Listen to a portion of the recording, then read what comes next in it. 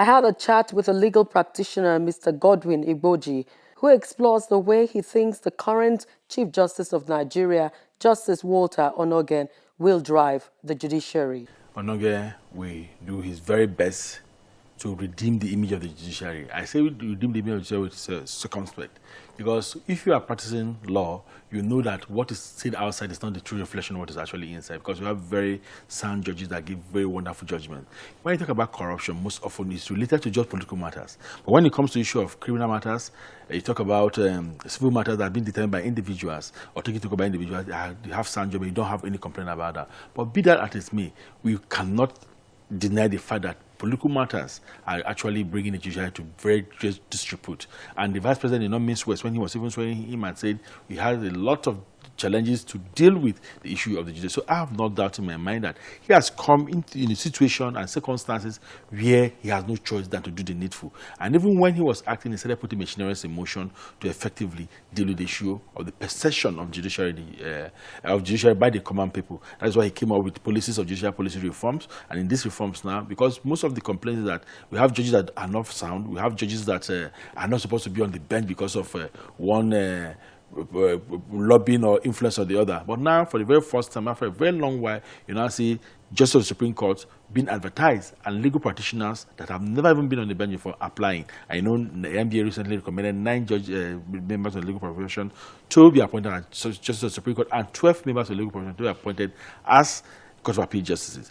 And he has said it fundamentally. And in view of the fact that the circumstances of him becoming Chief Justice of Nigeria, for the very first time in the history of Nigeria, he was placed on probation. No Chief Justice of Nigeria has been placed on probation. And that is annoying to me, because it's the like of Femi Adesina would have said that he was placed on probation. He has seen the circumstances as 2 of his colleagues, Justice John Okoro Inyan and Justice Ogota, are facing trials. Many senior judges are also on trial. And they have very evidence purportedly against them. So he coming on board now has no choice than to cleanse this, that any judge that is found wanting will be disciplined. One of the reasons why this thing went overboard was the fact that it was alleged that the NJC were not doing enough, particularly the issue of the Justice of the Court of Appeal that openly admitted that he demanded for 200 million. But because the money maybe did not pass through to him, he was just let go, retired without further punishment, is appalling in any ramification. So these are now situations that will make him sit up and follow the law as ought to be followed and make a punishment without fear or favor, as the case may be. So with the circumstance of him coming on board as the Chief Justice of Nigeria and the prevailing outcry of the judiciary of Nigeria, though might be misplaced, I think he must sit up to cleanse the judiciary of this perception of corruption. How do you think he's going to make the reform stable and noticeable and accepted by not stepping on the toes of those he's going to work with? Because in trying to bring a change, you must definitely step on toes. Do you see him going ahead, stepping on toes and, making his statement believable? Because the bench is for every person. That's why he said that the justice is not just for the poor, but for every Nigerian. And with that mere statement, I'm convinced that he will not care whose horse it goes. Not something very fundamental. Justice Onnoghen, in his days as the High Court judge, was the chairman of the Armed Robbery Finance Tribunal in then Cross River, Akwa Ibom, as it is. So in such situations, you must have the requisite integrity and guts to do your job. So with that background, or someone that have dealt with very high-profile criminal matters and distilled and acquitted himself adequately, I have no fear of him not doing the needful at this point in time. Why do I say so? I keep on saying that the bench and the bar are bigger than individuals. Any person that knowing how the possession of the bench is outside, that still goes ahead to want to perpetuate or deal in illegality, will have himself to blame. And Onnoghen will not have any excuse not to ring in that person for appropriate punishment. Because at the end of the day, the image or the deed of one person might soil the whole judiciary. And we can't have that. And more fundamentally, he has a longer period of time to stay there, which is 4 years. His tenure is secured. And as a man of integrity, that he said he swore to protect, to uphold the Constitution of Nigeria and to be guided by God. You should know that you cannot please individuals to the detriment of the larger society.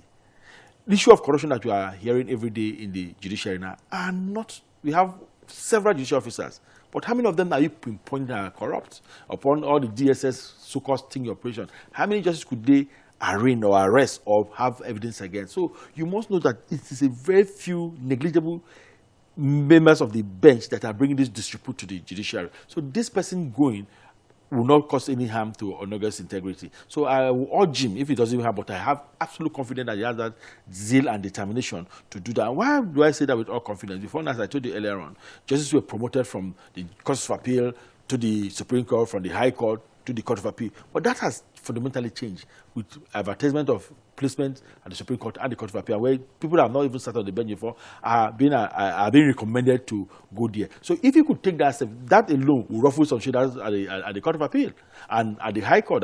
It's now that it's our turn that we should go up, that all these reforms are coming up. So if you can take that step, I can also assure you that the type of mild punishment that will come out from NJC, in result of some judges that were found wanting, will be streamlined. And if you notice the new judicial policy from now, judges are not supposed to receive gifts from persons anymore, and judges that are sat in one election tribunal will not go there again for a long time. Other judges will go, and these are reforms that before now there are ancient that say that at every election tribunal, certain person must make it whether they like it or not. But with this type of policy, both policy being rolled out, you should know that steps are already being stepped upon, and the foot are already stepped upon, and he doesn't care. Looking at the National Judicial Council, where, of course, whatever reform the CJN is bringing to bear must also start from the council.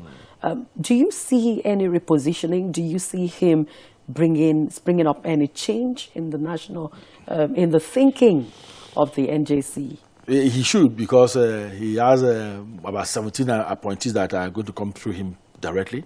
As the chairman of the National Judicial Council, the constitution are giving powers to appoint most of the members. That is where a lot of people are concerned about that.